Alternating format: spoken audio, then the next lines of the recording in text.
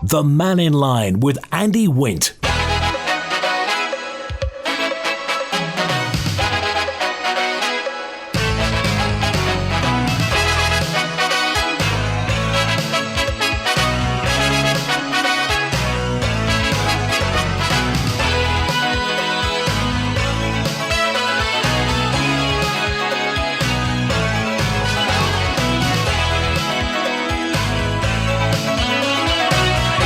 Open line through till 1 today. Text, email, call, WhatsApp, whatever you want to have a chat about. By all means, do get in touch. This is your chance to have your say 5 days a week, midday through till 1. Claire Barber, MHK, who's the chair of the Climate Change Transformation Board, said that really cultivation of medicinal cannabis on the Isle of Man can't be balanced against the government's climate goals. Well, what she said was, it's difficult to balance against. That in political language means it's an uphill battle to either justify it or to get it by. Plans to go medicinal cannabis have been in the works for a few years as part of the government's attempts to diversify the economy. It's going great guns in the Channel Islands, but as yet, we're really still on the starting blocks. Have you got any thoughts on this?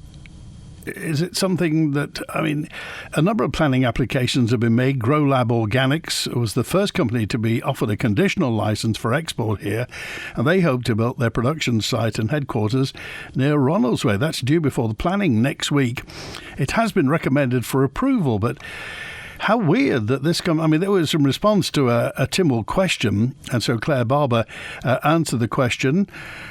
But really, what does it say for the future? Have you got any thoughts? Text, email, call and WhatsApp. Lots of messages we didn't get to yesterday, which I'll get to in just a few moments' time. First of all, Robert's with us. Hi, Robert. Hi, how you doing, Andy? Just stretching out a bit. Yeah, sure. Yes, Robert, what's on your mind? Well, I was thinking, is there such a thing as double depression? And I was thinking about the overheads for Manx Care, and I was getting a bit gloomy about it, you know. In what way?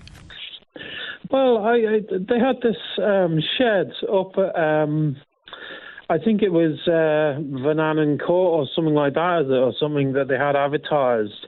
And I was just thinking, is that on smart meter? Can you go out and have a vape? Is it hard to get in there? Is it hard to get out of it? Is it work with the rain? I was just thinking, it was that by private donation or? And what's it called again? Mannin Court. Okay.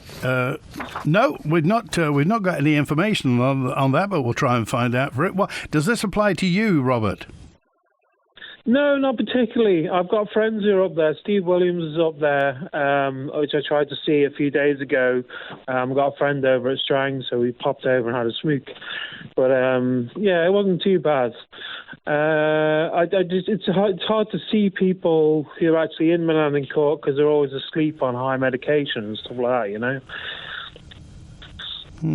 So you say, is it Manx Care or is it a charity that runs it? Well, I'm just stretching out at the moment, and I'd like to know if there's a separate development in terms of the Ballymody Trust or something like that, you know? Oh, well, I wonder if anybody's got any more information on that. No, it's good. It'd be interesting to find out, wouldn't it, who's actually pulling the strings up there? Appreciate you raising the point, Robert. Thanks for calling today. Okay, no worries. Thanks. Good to hear from you. Look at that time, 12:10. Well said, Peter. Peter called yesterday talking about the fallout, really, the Manx fallout from the fact that United States has a brand new president, or will have in January of next year, just regarding the amount of money that's going to be spent in a net zero aspirations, and should that be reallocated? Anyway, Jean just said Peter speaks complete sense where this is concerned. And 068 said Peter's right about those wind turbines. It isn't just telegraph cables and trees removed to facilitate the movement of turbines and blades, but the roads have so many twists and corners to get round as well. Scrapped net zero, says 068. Well, it's a big ambition. Peter was mentioning the fact that to get all the necessary if you like, infrastructure, the hardware to Reayrt-Ny-Baie, it will be necessary to either remove or if you like, get encumbrances out of the way, like trees, telegraph wires and what have you. Now, we're presuming that the authorities have thought all this through.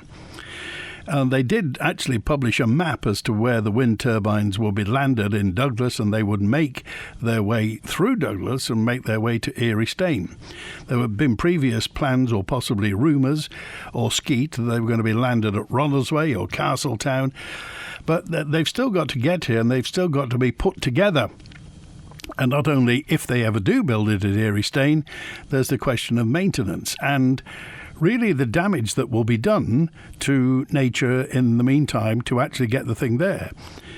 Nature does repair itself, the land does reclaim, but they will be very, very, very big structures for that. So thank you, 068, for your point of view. And well said, Liz. Well said, Mr. Murcott, says Liz. We need to get behind Stu Peters' motion, which I think he's bringing at Tynwald next month. It's time to stop net zero and keep our government solvent. Stu Peters is bringing this basically in the spirit of questioning the direction of the Council of Ministers. Stu Peters wants an urgent review of the government's net zero targets and budgets and adopt what he says is a more pragmatic approach to climate change. The Middle MHK, Mr. Peters, has tabled a motion for the December Tynwald sitting with the aim of diverting some of the money currently allocated for climate change measures to strengthening the wider economy for the benefit of all residents. That's no doubt we'll watch that with keen interest in December. I suspect I'm the only person on the Isle of Man to have been issued a licence to pick pebbles on the beach. Aha, there is one, Graham. This was granted to allow me to produce fishing weights from pebbles. I think you'll find there'll be no problem with anybody taking a few stones from the beach. The regulations are in place to stop it being done on a commercial basis. Thank you, Graham. Appreciate that. Wow, that's a first. Fishing weights from pebbles. Thank you, Graham. What, by hand? I think whoever buys Lord Street flats should check with government if they can have planning permission first. Otherwise, could end up like Newsons, says 470. Well, maybe, and I don't know, and the invitation is always open to our friends at the Manx Development Corporation. If you want to come on Mannin Line, maybe Manx Development Corporation may be involved in that. You don't know. We don't know. Nobody knows. So until, I think it's on with Black Grace Cowley, as soon as whoever buys it says it, presumably there'll be some planning permission in there or outline planning permission for something. More than interesting will be if it is flats. And there's a planning regulation now as to how many parking spaces you have to have with per dwelling. Or will they apply the same restriction that they did for those Douglas Council flats, that fine block of flats on Peel Road? Bicycles, you weren't allowed a vehicle in some of those. There's a very small amount of parking for the amount of flats. So maybe that's what's going to be happening at Lord Street apartments. We'll find out. 470. Thanks for that. The oldest core samples, records of global temperatures, were taken from the Arctic ice sheet, showing temperatures has a range for 800,000 years through 4 ice ages, and temperature rises and sea level changes, says Rich. This has happened before, and it will happen again. 134, that is. Thanks for that. I want to go to... Julian's on now. Hi, Julian. Hi, Andy. I completely agree with Peter as well. He put it very succinctly, and, I think people are starting to catch on to all this. I noticed that when you look at about the top 30 countries for electrical prices, the UK is now the worst, and China's one of the best, which is kind of an interesting metric, isn't it? Well, and when Peter was talking about this yesterday, and as you say, he's very eloquent in what he says, when you look at the obstacles that are there from landing these turbine blades in Douglas, getting them all the way down to the south, then up, whether it's Balaklawi or where they go from, they're going to have to build a road to Reayrt-Ny-Baie. This is a huge civil engineering project, So, I mean, I mean, do you think that they planned this knowing it was never going to happen? Because it is so much fuss and palaver to do this. Do you think that's right. it may be just an excuse to say yes to the Ørsted one? Well, there's a lot of strategy involved in this. And who knows, with the new president in, Ørsted days may be numbered. I mean, the Danish government and whoever else is propping them up with the huge losses they've had, governments can only sustain so much losses. And the same with the Isle of Man. I mean, we're basically turning ourselves into involuntary wind farm operators, aren't we? If the government's going to be doing Erie Stain, we're all going to be wind farm operators taking all that risk. Well, we got a message in yesterday from a gentleman called Graham in Peel who said that personally he wasn't against wind farms and what have you. He just said, but for a jurisdiction like the Isle of Man, the margin of error is too wide. He said, the thing is, if this goes wrong for us, it will cost us an arm and a leg. It may go absolutely swimmingly, it could do, but bearing in mind things that haven't gone right in the past, you just wonder, because is it just too much of a risk and we should just say yes to perhaps the offshore one? Apologies to anybody who lives on the East Coast, but you just wonder who's making these decisions and based on what information? Well, exactly. And, they say a quarter of our electrical needs. It's going to be an eighth if it's anything like any other wind farm in the whole of the UK. This special qualities that's been mentioned about Erie Stain, well, I'm up there a lot, and I don't see any special qualities with the wind compared to anywhere else. And I've travelled quite a bit around the UK and elsewhere. Well, what would you say, Julian, to the people who work at for Wardell Armstrong and people like that? Just say, well, Julian, you're just a member of the public. You've got no specialist knowledge. We know what we're doing. Well, Paul Evans has a CENV, which is a certificate of environmentalism, and it says specifically there, no specialist knowledge.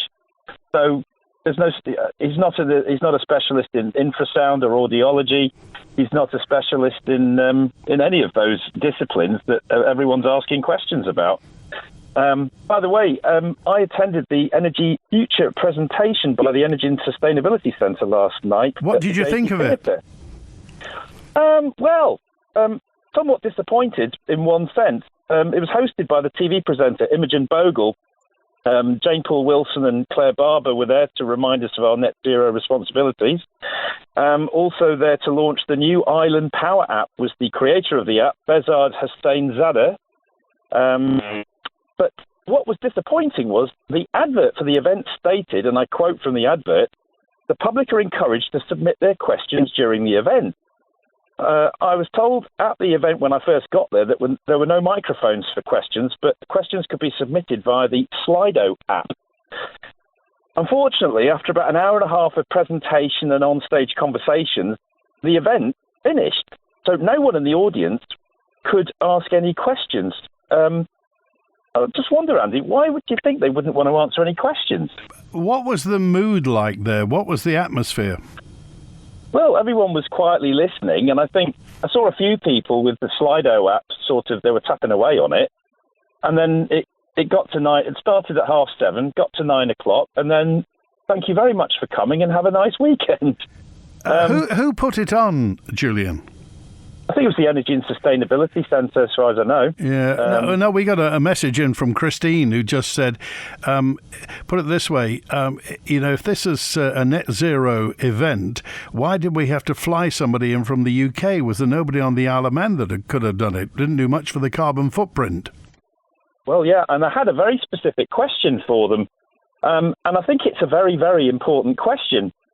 And if anybody would like to have a little look online and follow what I'm saying, if anybody just goes on Google or DuckDuckGo or whichever and just puts in IPCC, which is the acronym for the Intergovernmental Panel on Climate Change, so IPCC, AR6, Chapter 12. Now, if you go into that, you'll have to scroll down a bit and get to page 1856, so page 1856. There's a table there and the table number is 1212. So it's chapter 12, table 1212, so it's kind of easy to remember. And it shows some bars showing likelihood of a signal to do with climate change impact. Now, there are some white lines there, and it says at the top of the page, if it's a white line, there is no signal for any climate impact. And when you look at what they're talking about, they say there's no signal of climate change impact for river flooding. And we're constantly being told about Laxey River when it flooded a couple of times, although, of course, they did knock a hole in the defence wall, which didn't help. Coastal erosion, no signal for climate change impact to the year 2100. So, Kurt Michael, we're constantly told about this coastal erosion and its climate change.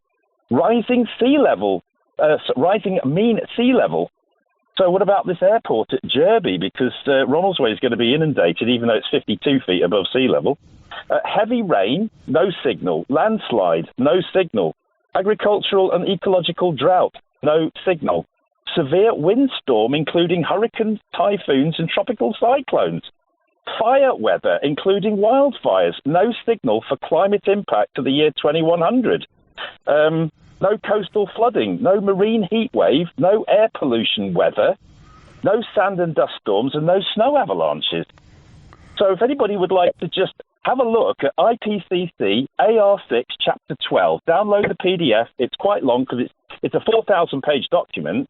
And, of course, the politicians are handed a short-form one that's just 30-odd pages long, which is the one that doesn't have all the, like the terms and conditions that you never read that are thousands of pages long. Yeah.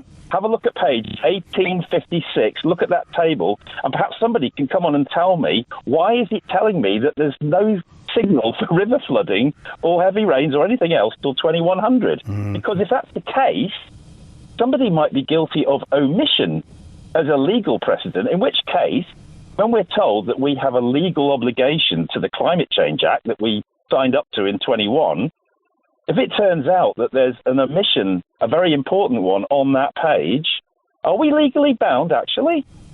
I wonder. So, was it a full meeting last night? Was lots of people there? Somebody said there would be up to 80, but I thought there was closer to 40, but I didn't really do a count, so I can't say for sure. But there was a few people there. Somebody might come on and say, but one thing's for sure.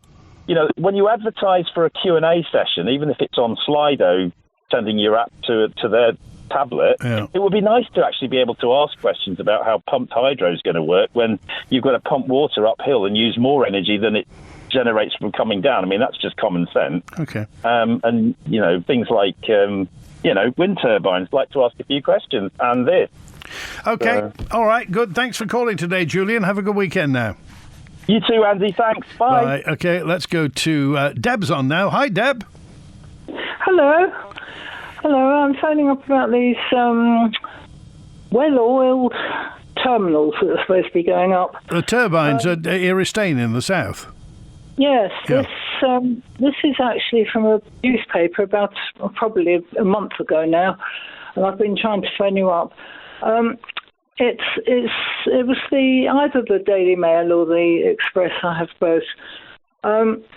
Well oiled it is, and it's by an S. Clark, Stock, Essex, and it says quite short.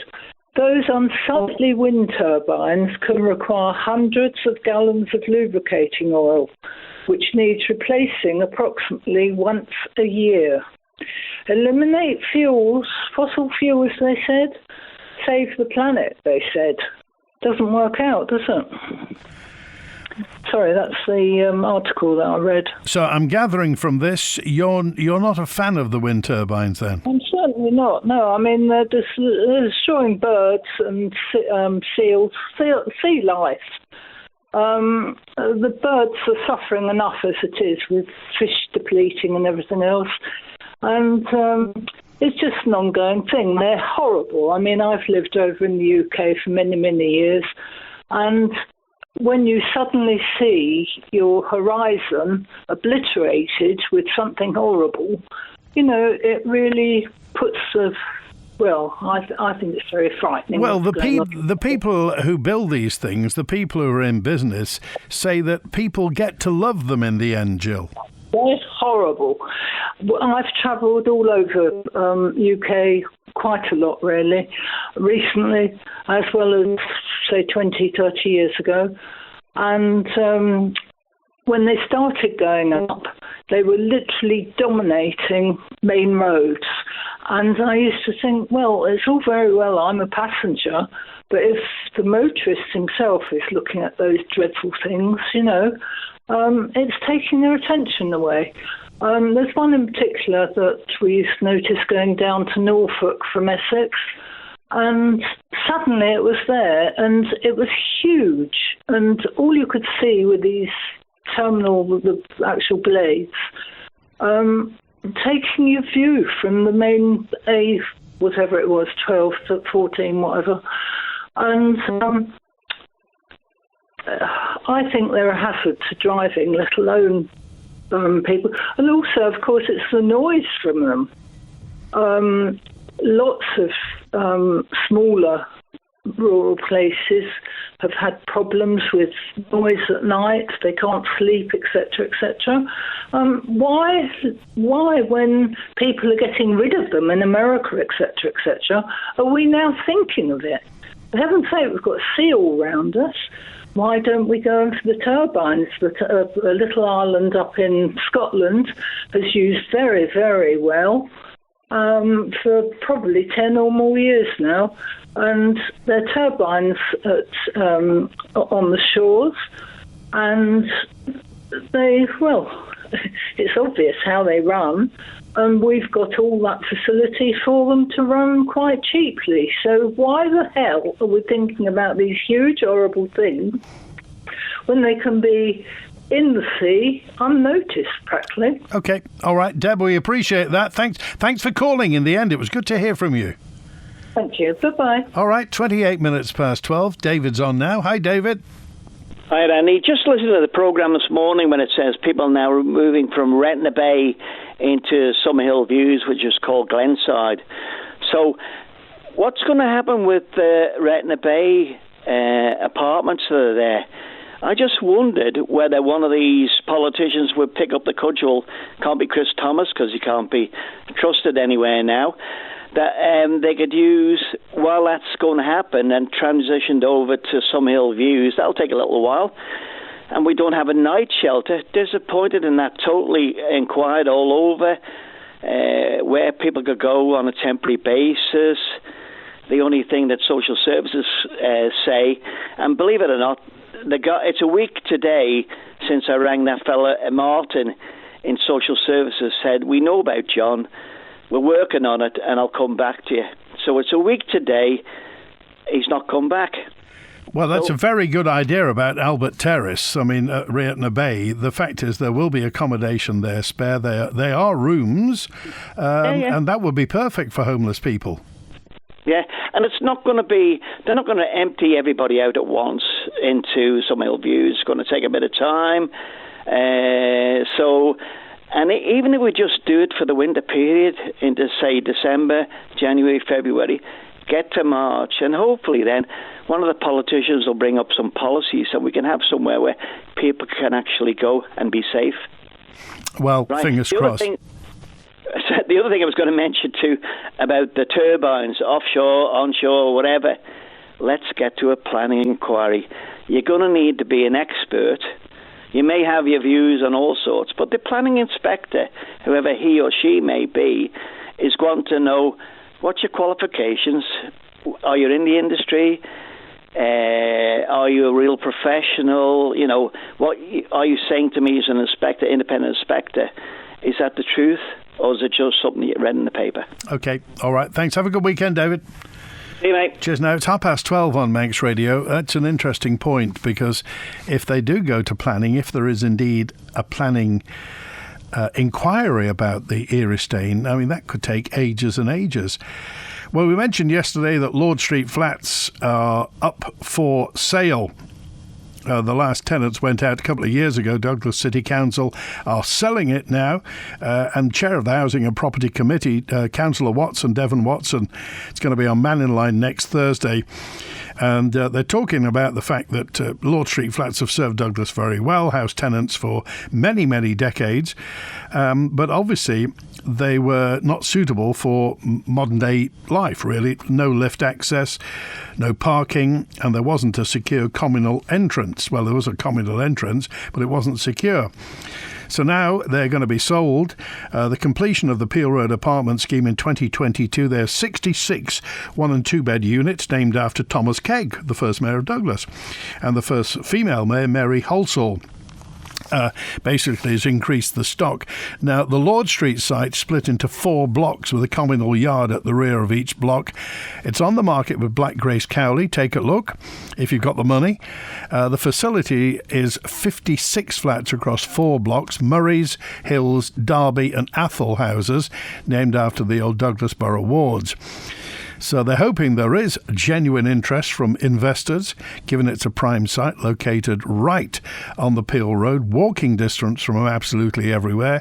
From the council's point of view, as with the Peel Road scheme, it's an obvious step to take now. And also they've developed 48 two-bed flats in Williston as well. So more from that next Thursday with Devon Watson, chair of the committee. And also David Ashford, who is chair of the government's Housing and Communities Board. And if you've got any thoughts on this, text, email, call and WhatsApp. It's Friday, so it means we're delving into the archive. After Mannin Line today, you're going to love this.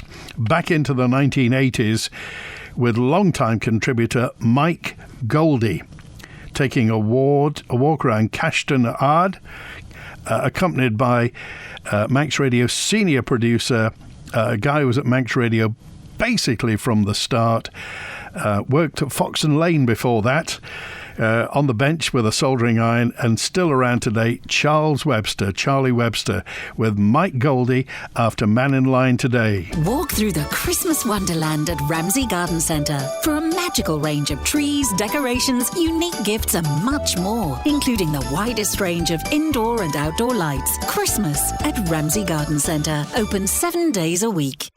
They've got your whole house in their hands. When you need scaffolding, DPM. On time and on budget, DPM. We'll beat any quote. DPM. We do it all at DPM. DPM promise to beat any like-for-like scaffolding quote by 10%. So when you need scaffolding, call the friendly, experienced DPM scaffolding team on 612000. T's and C's apply. We do it all at DPM.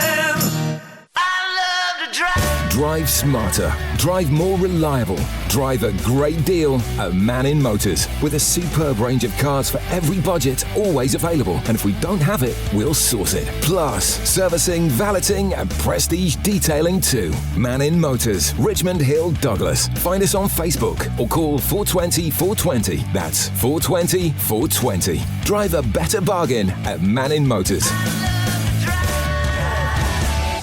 The Fenodry Distillery are proud to bring you Refuge Manx Rum, our new fundraising spirit for the RNLI. Aged for a year within the Tower of Refuge, our Manx-made rum is a delicious celebration of 200 years of the RNLI, formed right here on the Isle of Man by Sir William Hillary. Capturing notes of sea salt, caramel, vanilla and bourbon, it's the perfect tot for raising a toast to all those who save lives at sea. Order Refuge Manx Rum today from fenodry.com. The Isle of Man is known as the road racing capital of the world. But have you ever wondered what it truly takes for riders to make it here? My old saying, which I live by, if you want it bad enough, you'll get it. In the Journey to a Dream podcast, we dive into the untold stories about the determination, skill and passion that fuel these riders as they seek racing glory. It must have been a nightmare to work with and live with or whatever, because that was literally the only thing going through my mind. I still go down Bray Hill and you're going, how are we allowed to do this? Journey to a Dream, brought to you by Kawasaki Insurance, available at motorsport.manxradio.com or your favourite podcast provider. The Mannin Line with Andy Wint. 25 to 1. Just a quick word this weekend. There's a political surgery for Douglas Central constituency. Meet and talk to the MHKs for Douglas Central, Anne Corland and Chris Thomas. at All Saints Church Hall, Alexander Drive, between 2 and 4 tomorrow. It's a drop-in session. You don't have to make an appointment. Just nip along there, and you can speak to Anne and Chris tomorrow for Douglas Central constituency. Juan's on now. Hi, Juan. How are you, Andy? Well, we're very well this morning. It's very mild. It's unseasonably mild. It's 13, 14 degrees. There's barely a breath of wind. It's bizarre. Well, there you go. The changing climates. The world will do what it will do. It's done it for many, many, many hundreds of years before data came out. It will just move and go with the flow. Before I just go on to what Julian was saying there, the Lord Street Flats, did I hear some time ago, I think, Andy, that they were having problems with taking them down, and that's why they were left up, because they're connected into the multi-storey car park behind. I don't think it's not entirely straightforward, the kind of intersection between the back of Lord Street Flats and Shaw's Brow, so no doubt there'll be some work done there. Yeah, I remember rightly. I think that's why they left it. There'd obviously been a consultation somewhere, and that's maybe a problem of the car park. So, that's going to be an interesting development. Just moving on to the wind turbine stuff and the Villa Marina event. I'm pretty certain they've probably seen Julian walking in, decided not to put it to the floor for questions. I was at the presentation at the Santander Cafe with Julian some time ago with the winds with Orsted, and I've got to say, people say about how Julian's bores them with facts and figures and stuff, but I'll tell you what, we had 2 hours there with Ben Sykes. In fact, the first guy walked off, Richard, because he couldn't answer the questions, and they put the top guy on. And Julian comes alive when he talks and questions to these people, because he asks questions that no one else will think about. And he might sound boring on here, but when he asks these people pertinent questions, they kind of back off a little bit, because they really haven't got the answers, which is it's quite bizarre. But I'm looking at a report. I couldn't find it just before I was looking. Australia, along with the UK now, are telling people to prepare for blackouts. And timing their electric to be used at certain times. Now, I spoke about this a long time ago about base load and where we were heading with this, and I mentioned South Africa. And the man who's in charge, John Wallenberg, must know about the dangers of where this could go, being a South African. Because when you sat there and you've got load shedding happening, and all of a sudden you're sat there and they could say, any time of the day, 1 hour, 2 hours, 3 hours, you've got no electric.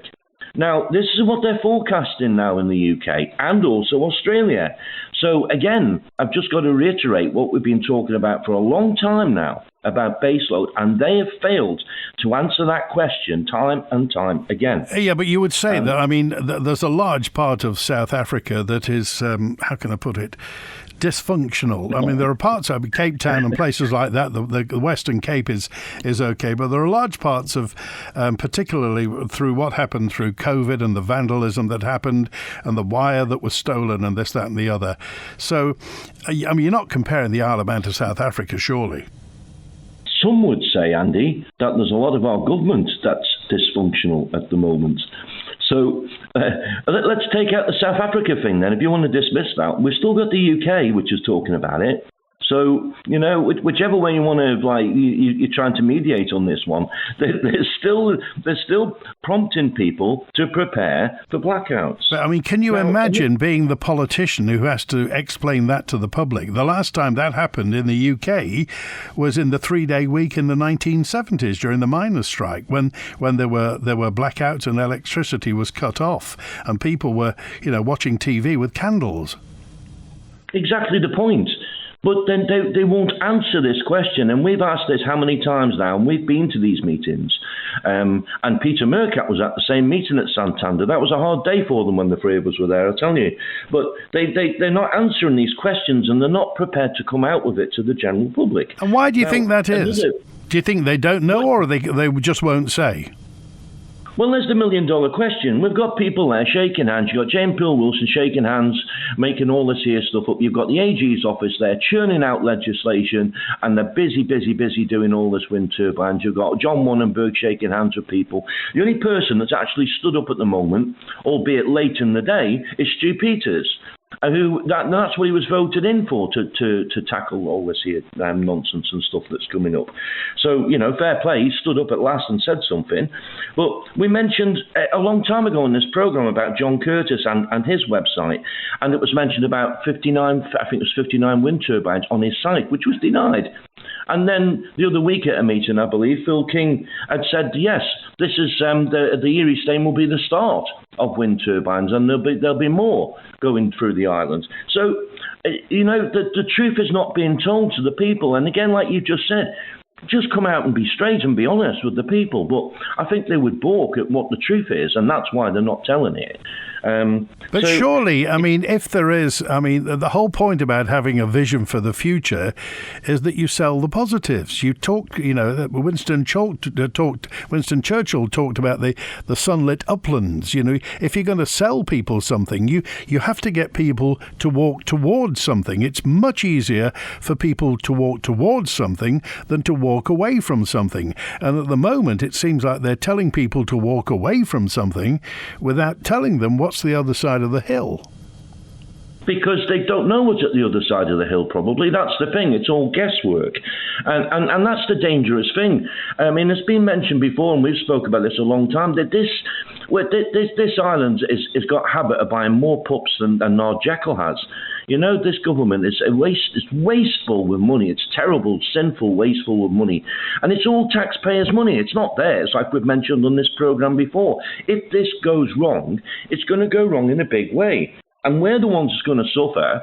Your government politicians are going to walk away in 5 years, shrug their shoulders and get their pension. Your people at the top of the chain here who are giving advice are going to walk away with a hefty amount of money in their pocket and huge salaries that they're on. No one's accountable. Again, we're talking about accountability. They're going to walk away from this and no accountability. And these people at the very top of the chain, there was a list the other day there of top scientists who said climate change, there's nothing we can do about it. This is the world, it changes itself in generational. We're going into solar minimums and all sorts of things. But then you look at the other side of the coin, your Al Gores and your John Kerrys of this world, who started off in politics being maybe a millionaire at most, and now worth 300 million. Well, John Kerry made his money the old way. He married it. Well, yeah, but he's made a lot more, Andy, with being the climate czar, as has Al Gore. And look at the damage John Kerry's grandson's done in the Ukraine, if you want to go on to that. These people are corrupted. They're absolutely corrupted. So, our government need to be looking after our people. And I say it again, I keep saying it, until they wake up and smell the coffee, we've got a battle on our hands. All right, okay. All right, Joe. Have a good weekend. Take care. Good to hear from you. Let's go to Jerry with us now. Hi, Jerry. Oh, hi, Andy. I'm just following through what's just been said now. We all know that Trump is won in America. He has already stated that the climate change, as far as he's concerned, is going to stop from day one. He's going to start digging for more oil. He doesn't want anything to do with climate change. As you already know, he's going to have a go at Europe. China, they're going to have a 60% tax on going into there. America is going to turn around and change the whole system. Now, we're only a small island. The UK is going absolutely crazy about climate change. Half the world, or a quarter of the world, is fighting each other. So where are we going from here? Are we just sticking to a rule that somebody else has made so the public has to suffer for years on? The world is going to do what it has to do. Climate, as far as I'm concerned, is a changeable thing, and we can't stop it. If we think by doing EV cars and solar panels and wind farms stuck on the end of a mountain is going to change the climate change, it will never happen. Never happen. We're just going down a road because somebody else has turned around and said the planet is going to explode in 25 years. We're going to get floods. And Spain, I mean, the first thing that came out of the mouth, climate change people, was, oh, that's climate change. That's climate change. If we get a very bad winter this winter on this island, what we haven't had before, we're going to say it's climate change. And the trouble is, half the world is not interested. And America is turning. He's going to go crazy and stop it all. So where's that going to leave us? That's what I want to know. Where's that going to leave us? What do you think should happen? What we should think has happened is not to go down this road and make the rest of the people suffer. You know, there's no need for this. I mean, wind farms. China's building a nuclear plant. As we all know, the many nuclear plants, if you read all about them, they're running on coal with massive filters. Why can't we do that? Why can't we be common sense instead of sticking these damn things up all over the planet? When you're coming in off the boat into Mersey, my God, that's a sight. Okay, all right. We don't need to go down that road. Appreciate it, Jerry. Thanks for calling today. Okay, bye. Good to hear from you. And Betty's on now. Hi, Betty. Hi. I'd just like to agree with all the others who've been on about climate change. It's there, but there's little we can do about it. That's what I think. And I think it's time for a referendum. Everybody I've spoken to, even though I haven't given my opinion to them, thinks the same thing.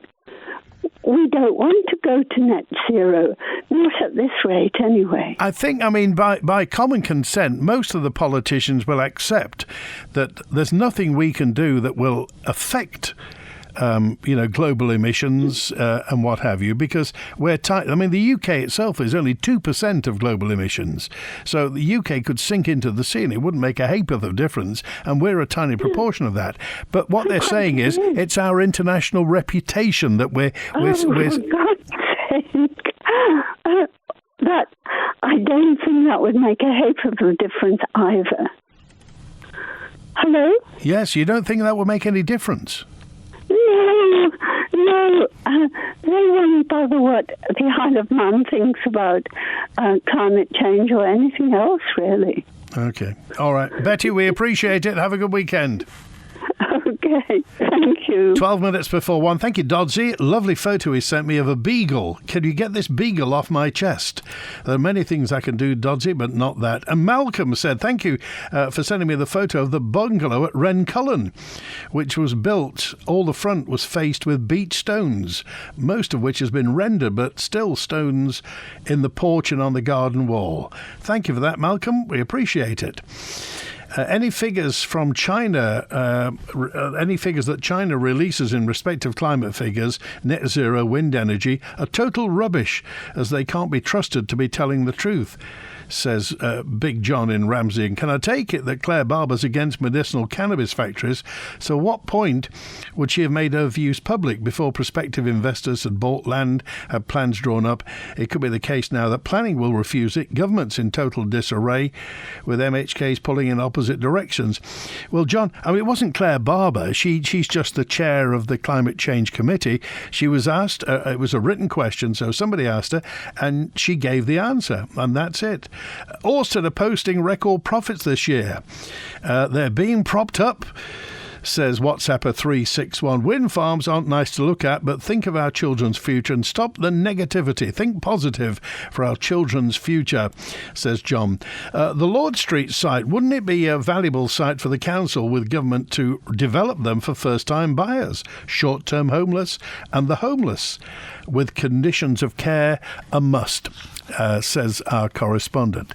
Thanks for that. Good to hear from you. I wish I had a better savings account. Did you hear about Skipton International's great rates for their savings? No, tell me more. Skipton, the Guernsey Bank, are currently offering a 4.75% AER fixed rate account maturing 14th November 2025 for deposits starting from £100,000. Wow, that's a really good deal. It's no wonder Skipton offers some of the best rates around. For details of all Skipton savings products, call 01481 730 730 or visit visit skiptoninternational.com. It's time to switch to Skipton. No withdrawals allowed until maturity. Interest is paid annually and upon maturity. Skipton International is licensed to take deposits by the GFSC and is a participant in the Guernsey Banking Deposit Compensation Scheme. See dcs.gg.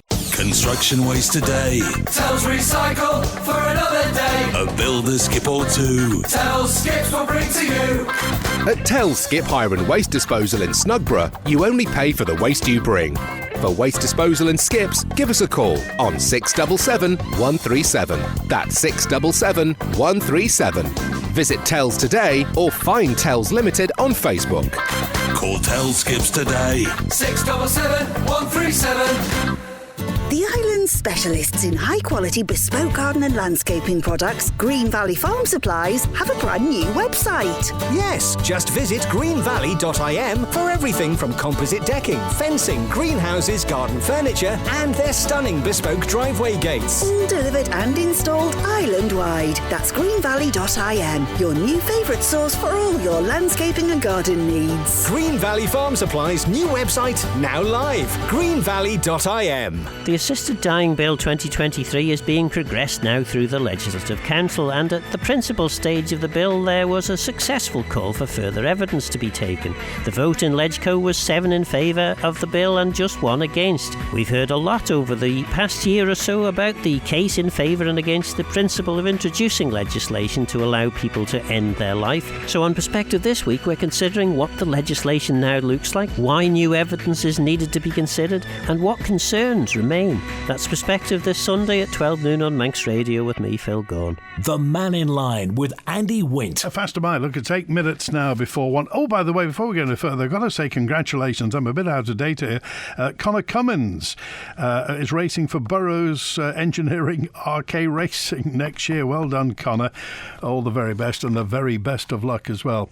Why can't we get the gas out of the sea and set aside a percentage of the profits towards going green in the future? Get the money from the gas for a small town in the Irish Sea. Why are we in such a hurry to waste money on projects that at the moment will make no difference to global warming, if there really is such a thing, says Pompey Pete. Well, we've been told for many years that there is global warming, so there we are. As a former resident of Hill House in Lord Street, part of the Lord Street flats that have been put up for sale by Douglas City Council, it may seem a wise move by DCC.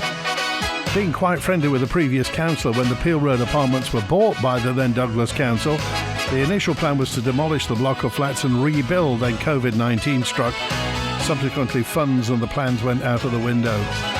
Abutting the rear of the flats are the foundations of Shawsbrow car park. Any major development will require a lot of safeguarding to ensure the car park remains stable and usable. I suggest that the demolition would have been done brick by brick rather than mass destruction with a metal ball. It'll be interesting to see what happens. And somebody said, what about the James Street flats and the King Street flats? Are they older than Lord Street? Hey, that's it. Thanks to Chris Quirk on the phones. Back with an open line on Monday. Have a fantastic weekend. WINT.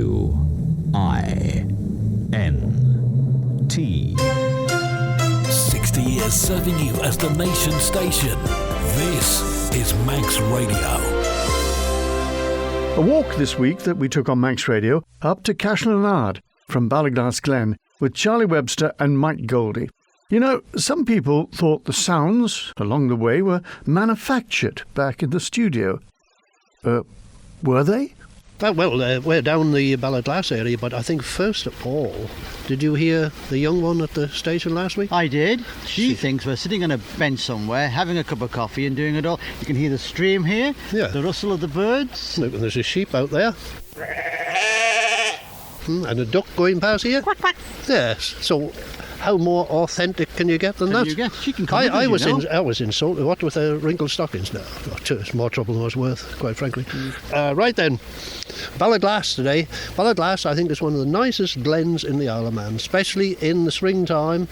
When I say spring, it could be sort of early summer, really, when we're talking about the end of May, when all the bluebells is open there. It's one of the sites, I think, in the Isle of Man, is the bluebells underneath the beech trees in Ballaglass. I'm waxing poetical here, and you're taking no notice at all, Charlie.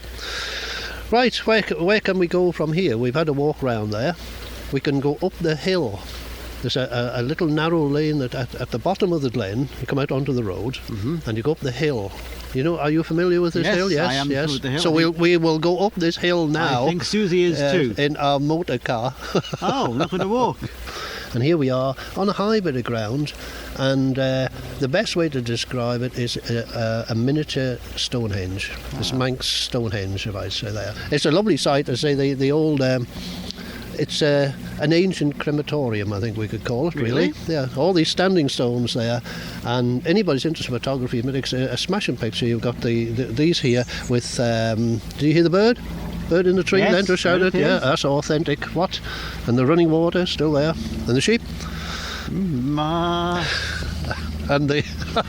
The duck's gone past. Oh, the duck is gone, yes, yeah. So, I say, it's a lovely site, actually. We've been seeing this now. We've got the Cashel-Yonard site here, and with North Barrule as a backcloth to it. It's a really nice site. Lots of places to walk around here. Here we can go down through Reayrt-Ny-Baie. A sunny slope on a hill is called it's called Fallow-Ny-Baie, which translated means land of the insects. It's rather strange, isn't it, when you get a hollow. Yes, there you couldn't get more authentic than that. Part of island life for 60 years. This is your Manx Radio.